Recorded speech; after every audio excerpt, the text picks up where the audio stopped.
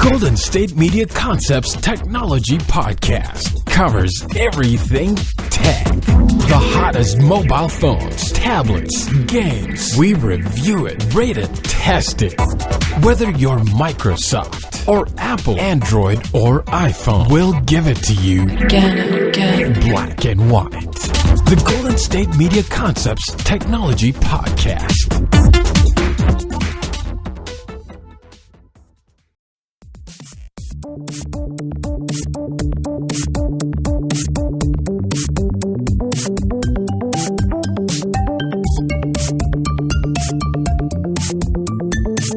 Welcome to Golden State Media Concepts Technology Podcast. I'm your host, Jonathan Charney. And I'm your co-host, Shay Northrup. Today we're going to be talking about LA Robocop, a Skynet anti-drone rifle, lasers, and the best way to defeat webcam hackers. Los Angeles County Sheriff's Department has a new tool to fight against crime. They now have a gun-grabbing robot. That's right, ladies and gentlemen. Robbie the Robot now works for the LAPD, or LA Sheriffs, or whatever their actual name is. So pretty much what it does is it grabs guns. So now what happened in this recent episode is they were able to distract the criminal and grab the firearm from him. Yeah, it's really interesting. If you look at the picture, you can see kind of what it looks like. If you look it up, it's your basic police robot with the tank treads? Yeah, right, the tank treads, and it's literally just an arm with a clamp to grab guns. Now, this isn't something new. The most immediate comparison for police robots use comes from this summer, following a shooting rampage that left 5 police officers dead. What they did is they outfitted a bomb squad robot with explosives and used it to take out a shooter. They've been using it for bomb squad stuff for years. Usually what they do is they'll use a shotgun shell or water to actually disarm a bomb. Right. So this is nothing new, but this is the first time I've ever heard of them actually using a robot specifically to somehow grab a gun from something. You know what this reminds me of? And we always bring up 80s movies whenever we talk about this kind of thing, but do you remember that movie Short Circuit? I do. That's from my childhood. It's really terrible, but hey, watch it. Johnny Five is alive. But this is really what this reminds me of. What can you tell me about the specific situation in which the robot disarmed somebody? Because didn't they actually use it in practice? According to this, on the article I was able to find, it says, when disarming the man, the Los Angeles Sheriff's Department, the robot didn't negotiate. Instead, while the man was distracted, police used the robot to grab the man's weapon, which is on the floor behind him. And if I'm not mistaken, they used the subway intercom, like an intercom system to distract him by demanding him to... Yeah, they used a PA system, they used cops. Pretty much what they did, it was a show of force, pretty much, just to get the guy to look forward. And when doing that, they had the robot go in the back door, more or less, and grab the firearm. That's actually nothing new. It's actually what they do when you talk about, say, cops are going to enter a home or do something, they'll have some way of distracting it, and at least one tactically. They'll do some sort of distraction, get people to look another way, and then they'll just bust through a back door, for example. Yeah. Or flashbangs do something similar. It temporarily blinds somebody enough to disorient them. Well, and it leaves a ringing in your ears, too. Now, how did the robot get the gun away from the guy? Where was the guy's gun? I can't imagine you being so distracted that a robot could just walk up and take a gun from your hands. It just says it was on the floor. So that's the one thing I'm curious of, because if you've watched any Hollywood movies, the guy always has the gun, is always popping off rounds. I'm kind of curious on why he would drop something on the floor. Yeah, that's something that is a little confusing to me, too. Why did you put your gun on? Maybe, the police had him put his gun on the floor, and then the robot snuck up and took it? Or maybe he was surrendering, but they thought it was such a dangerous situation they had to send in the robot. My thought was, say the guy says, I set up bombs, but the guy surrendered but was refusing to come out. Losing a $20,000 robot is, better than losing a person. Yeah, so it's interesting. I mean, I'd love to see this in motion, and I'm more curious. I'm actually really curious on the use case for this. Yeah. I mean, how do they disarm somebody who's actually actively shooting? Because this thing cannot be quiet. No, not at all. Again, if you look at the picture, it's on like treads, like tank treads. Those things are really loud. And so, I'm assuming it has the standard stuff, two-way intercoms, it has video cameras, so you can see people. I think it's cool that the police forces are starting to use robots in the aid to fight crime, but I'm just glad that it hasn't come to where we've got AIs controlling the robots. Like, they're still remote controlled. You're just happy Tay's not doing it. Oh, definitely. Hashtag free Tay. I don't know.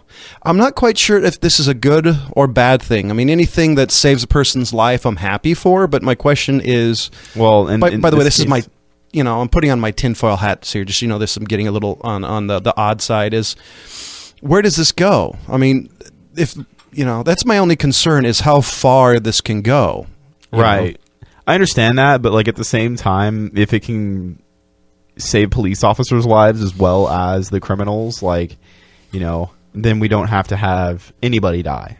No, I agree. I know on the one where they used the police used a bomb to kill the suspect, and what I mentioned, that was very controversial. That was very controversial, and we're not going to get too much into that, but that was something that I think was really put the public on notice on coming up with legislation on where we draw the line as a society.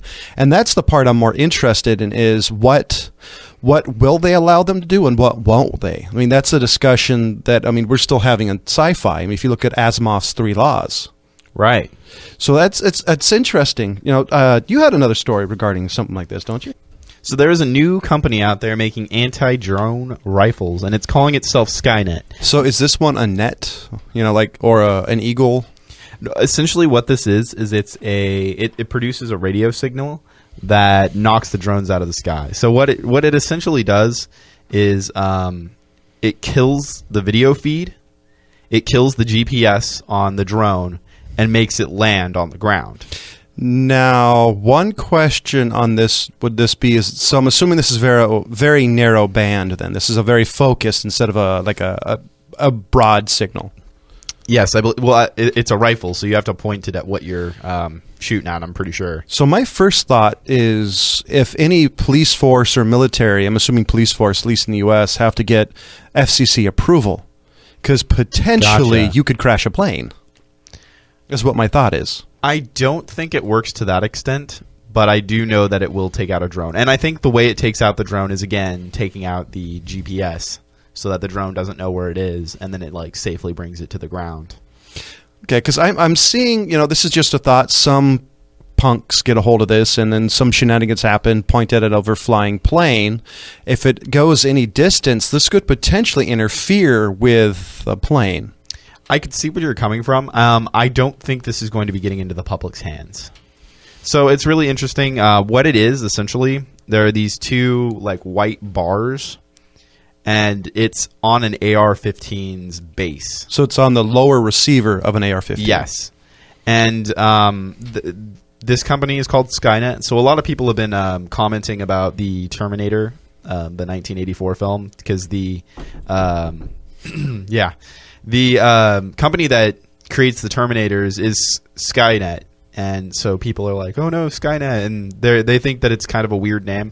I don't think so, because it's technically taking things out of the sky. So I'm pretty sure they weren't even thinking about Terminator when they came up with that name. But I do see it being an image issue, though, for them. I mean, I get the reason why they chose the name, but for marketing purposes, I have a feeling they're going to have to change it, because unfortunately the name Skynet brings up too many negative images, I think. I think most people will see it as kind of a if they did mean to do it from Terminator, I think people will see it more as a tongue-in-cheek type thing.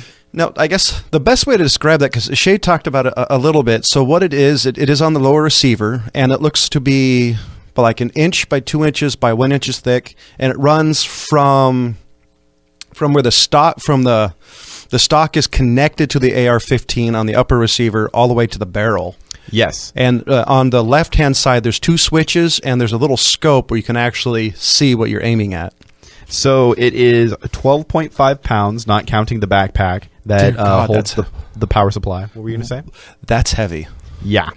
It charges in 90 minutes and can hold in standby position for 15 hours. So that's standby. According to High Plus Mighty, the Taiwanese company that makes the rifle, and it can work for hours on straight with that thing. So it has a 1.25, so essentially 1.25 miles without interference. And so this thing, if you watch the video, it takes out the video, the target drone lands, and it is unclear if that's because Skynet forced the drone to land or if the drone pilot did so. So if you take a look at the video, it shows you exactly how it works. And it's pretty cool. I could honestly see a lot of armed guards, like military guards, for places that they don't want drones flying over, to start using this sort of thing. Because in the past, they've used net bazookas, trained police eagles, cyber rifle, like all kinds of weird stuff to take out drones. But this seems to be the most effective solution. 12-gauge drone loads. The drone did look like a DJI Phantom 3, which actually has, if something happens, it will automatically land. So that makes sense. It looks like it's one of those more expensive drones that have the auto land feature in it. The DJI drone that I have access to, you can plot courses and do other things. So we're going to go straight to a break, and we come back, we're going to be talking about the U.S. Army and lasers. Tired of searching the vast jungle of podcasts? Now listen close and hear this out. There's a podcast network that covers just about everything that you've been searching. Hey! The Golden State Media Concepts Podcast Network is here. Nothing less than a podcast bliss with endless hours of podcast coverage. From news, sports, music, fashion, cooking, entertainment, fantasy, football, and so much more. So stop lurking around and go straight out to the Golden State Media Concepts Podcast Network. Guaranteed to fill that podcast itch. Whatever it may be. Visit us at www.gsmcpodcast.com. Follow us on Facebook and Twitter, and download us on iTunes, SoundCloud, and Google Play.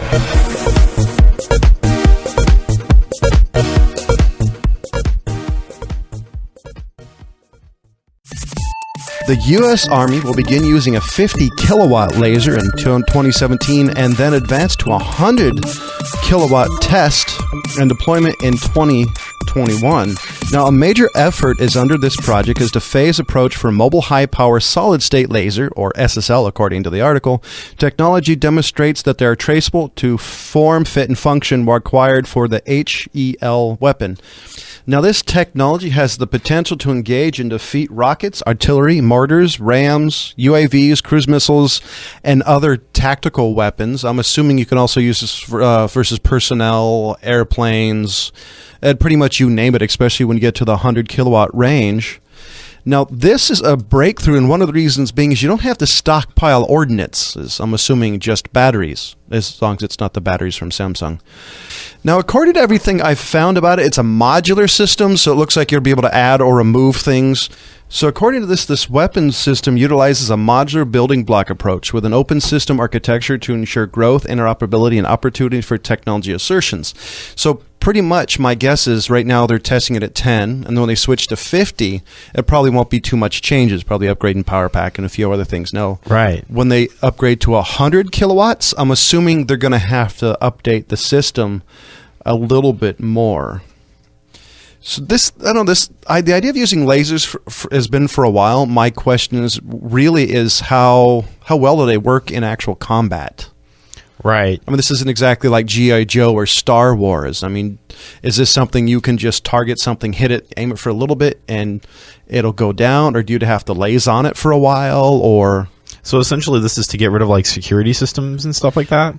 My guess, by reading the article, it sounds like, for one, you don't have to stockpile weapons, but my guess is this is more for defense. That's kind of the way I'm reading it, because the pictures of it, this thing's huge. Really? Yeah, it's not small. So maybe they should go get some hints from that gentleman we talked about in a previous episode who made a laser bazooka. Right? So I'm assuming what this is for, say if you have an FOB, a forward operating base somewhere, and you get a couple of these, this will take out people who are coming towards you. If people are firing mortars at you, you can take them out, because lasers can go incredibly long range with pretty good accuracy if you have they the really optics. don't stop because it's light. So that's my guess. Is it's more defense oriented. I mean, you could probably actually attack with it if you had some sort of vehicle that was capable of carrying it or dragging it across. Right. Well, I'm wondering, is the laser going to be powerful enough to maybe burn people? No, I don't know I don't know a lot about lasers, and I'm assuming 10 kilowatts probably could. Now, if they go to 100, I have no doubt it'll be able to burn through somebody. Right. And I'm also wondering if this will work in the day. I'm almost positive it would. I mean, why not? I mean, if it's a focused beam of light. That's true. Because, little laser pointers work, so. Yeah, I mean, I don't... Now, will you be able to see it? Are you going to see, like, lasers flash across the sky like Star Wars and Star Trek and... Probably not. 1,000 other sci-fi movies, or... Maybe at night. Oh, so you're going to see, like, just a little kind of difference between, the night sky and... type of thing, or I think so. Yeah, bright red laser. Because we watched that video with the guy who made his own homemade lasers, and when it was completely dark, you could see the beam. It's just when it was during the day that you couldn't.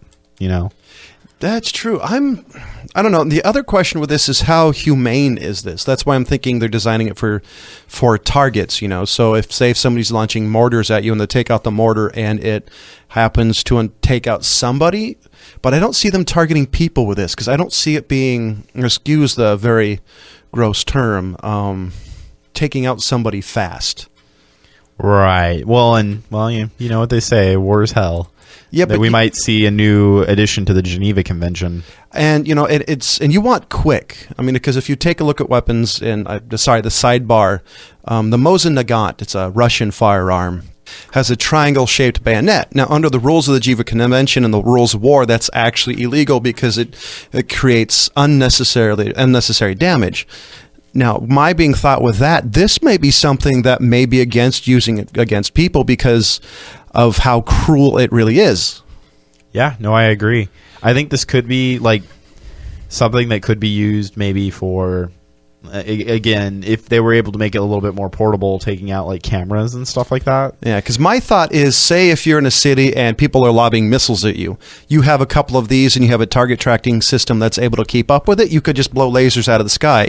Right. Like Israel, was it Iron Shield, Iron Dome? Israel has something like that. We used to have the Star Wars program that did something very similar under the administration of Reagan. So the technology by itself, I'm very fascinated how it works. I'm really curious on the use case from it. I mean, from a defense on an FOB, I'm really curious because I know people who have been in the military and have had stories about being in their base and things happen. So this is definitely something that I'm interested in seeing. So one of the things that people are kind of worried about now, since Apple has taken away the headphone jack from the phones, people are worried that they're going to start taking it away from the MacBooks. Well, I have seen a picture of a giant fob or dongle, whatever you call it. So I wouldn't be surprised.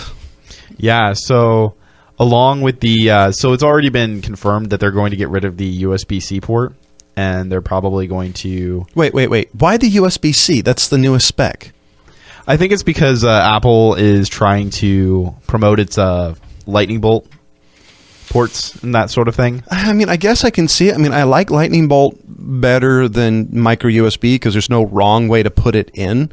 But I don't get the idea of having like, the one dongle to rule them all and in the darkness bind them. I don't see the point of it because you're going to have some giant thing to plug everything into. And the other thing is, if whatever you plug this dongle into, is it going to have enough bus speed to support everything you're plugging it into? That's very true. Now, Apple hasn't made any official announcement, but it's sending out surveys to existing MacBook customers asking them if they even use the headphone port on the laptop. So according to some new users, Apple has asked similar questions several times in the past, and it's kind of suggesting that they're planning on getting rid of it. Now, I have to say, please, God, no, don't get rid of the headphone jack on the MacBook. Mostly because I take a lot of like plane trips and train rides and that sort of thing, and I don't want to hear somebody's music that I'm not into, a movie that they're watching. Like, I don't want to hear that while I'm on the train. You know what I mean? I don't even want to listen to their YouTube or podcasting, and this is coming from some guy who does a lot of podcasts. this to me is horrible. And granted, there are other other things you can do, like, I don't know, Beats, which is owned by Apple, and other Bluetooth things. But on a 10-hour plane ride or train ride or bus ride, that's going to die fast. Yeah, no, this is a bad idea. But on the other hand, you could always buy this new amazing $50 dongle from Apple that will let you use your old analog headphones, and it's just a money-making scheme, folks. And I'm as close to an Apple fanboy as the two of us get. Yeah. It seems like Apple is pulling more and more away from just user-friendliness. They've never been known for user-friendliness. See, so my thought is not user-friendliness. Granted, this is a strike against users, in my opinion, but I'm thinking because Steve Jobs was famously hated, ports, holes, so I'm assuming this is getting to this very sleek design of things. I mean, it's a very futuristic approach, and I think it does fit with kind of the vision of Mr. Jobs, but what did the headphone port ever do to you? I use that every night on my cell phone. I use it all the time on my laptops and even my desktop. I think it's probably the most useful port. I use the headphone jack almost more than I use USBs. So let's talk about use case a little bit. What do you use your headphone port, coming from a guy who does podcasting and a bunch of other things? Headphones. Jack, yeah. Well, I mean, what do you use your headphones for? I mean, Mostly, I use a headphone jack for my 5-in-1 surround sound speakers that I use for my computer. They're wired, so I don't really have to worry about them draining a lot of power. But I have those set up so that way I can do audio mixing and that sort of thing in 5-in-1. And, you haven't played Mass Effect until you've played Mass Effect through 5-in-1 surround sound speakers. It makes that game so much better. I can agree with that. And for me, on my cell phone at night, I have it plugged into computer speakers on my nightstand. Yeah. I use it for when I actually have to pay a lot of attention in video editing, when I'm listening for certain audio cues, clasps, whatever. Even when I'm gaming, if I don't want to wake anybody up. This is a very bad decision. Granted, there's other ways like USB and all that, but... Well, I'm wondering, does the MacBook have a jack for the microphone too? I don't remember. The only MacBook I have didn't have a whole lot of ports to begin with. I have one of the Gen 1 Airs, which I think just had a headphone jack. So I'm thinking, no. I just don't get why. I get needing space. And then maybe I'm just getting too old and realize that, hands off my headphone jack. But it just seems like a bad idea. Well, and I also use the headphone jack for gaming in the sense where you plug it in and you use the onboard mic on your headphones. Yeah. Usually you need both ports for that, though. And we are coming up on a break. And when we come back, we're going to talk to you guys about the official statement the FBI director says is the best way to defeat webcam hackers. Are you looking for the very best NFL and college football podcast? Then check out the GSMC Football Podcast. Get the latest football news both on and off the field. From the NFL Draft to trades to the rumor mill to the NFL Combines, they got you covered. That's GSMCpodcast.com/football-podcast. Get updates on college rivalries, game day insights, and much, much more. It's football talk the way you want it. This show eats, sleeps, and breathes football. Don't forget to like them on Facebook and follow them on Twitter. Visit GSMCpodcast.com for more info.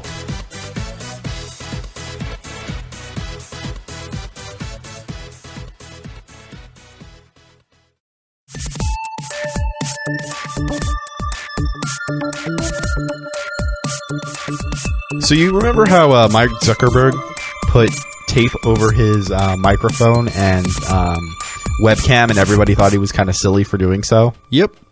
Well, the FBI director says that the best way to defeat webcam hacks is to use some of that tape and tape up your webcam.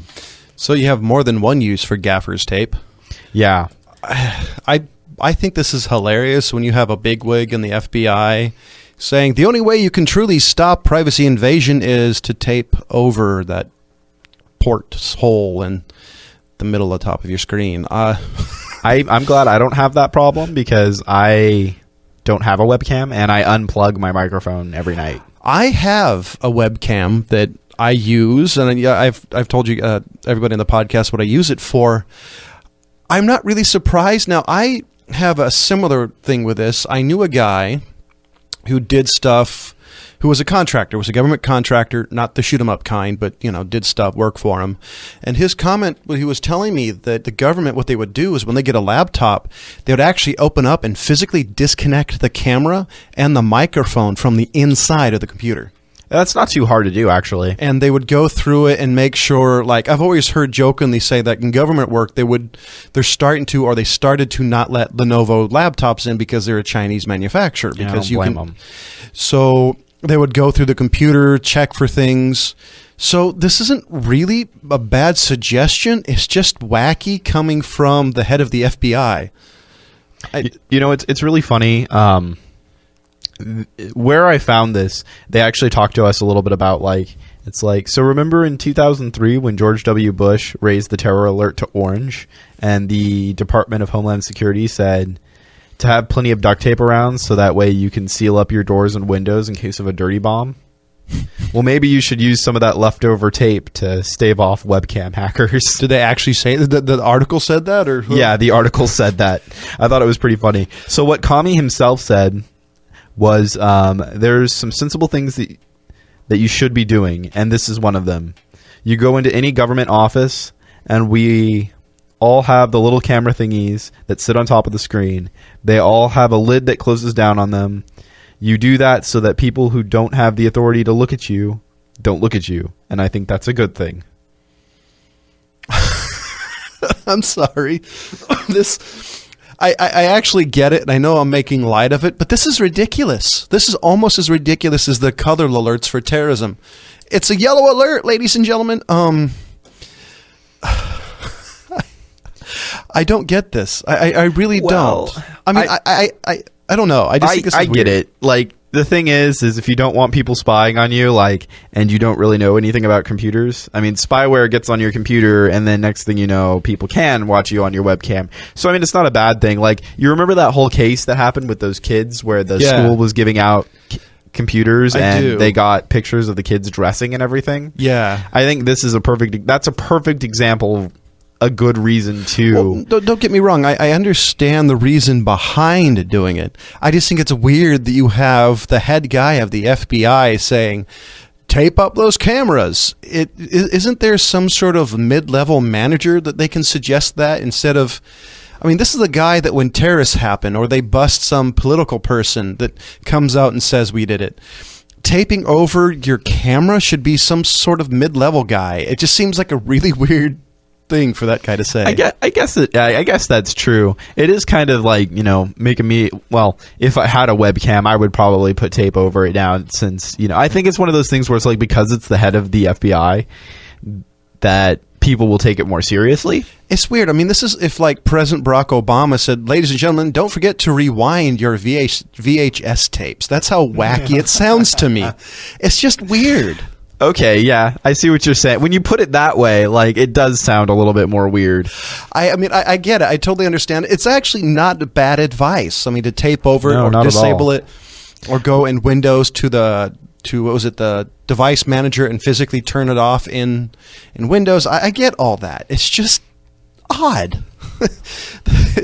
But hey, if it gets people to be more security conscious online, then I'm for it. But on the other hand, a good antivirus, a good malware product, and straight street smarts when it comes to internet surfing, I think will do you better than giving a piece of gaffer's tape over the camera. Well, gaffer's tape might be a little too expensive. I'd just go with regular duct tape.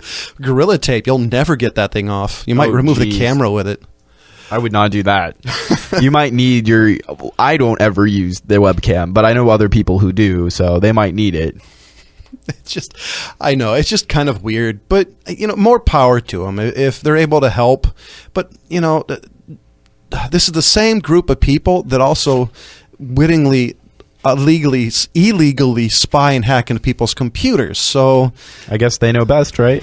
True. I don't know. It's just kind of strange. So one of the things you have to keep in mind, too, is that tape over your webcam won't stop hackers from listening to you.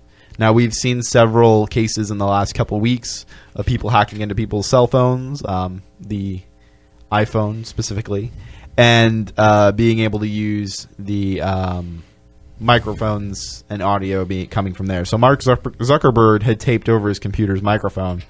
I don't think that is actually a good thing. Like, I don't think that'll actually work. I think it'll muffle it a little bit because you have something after the diaphragm, but you're still going to be able to make something out.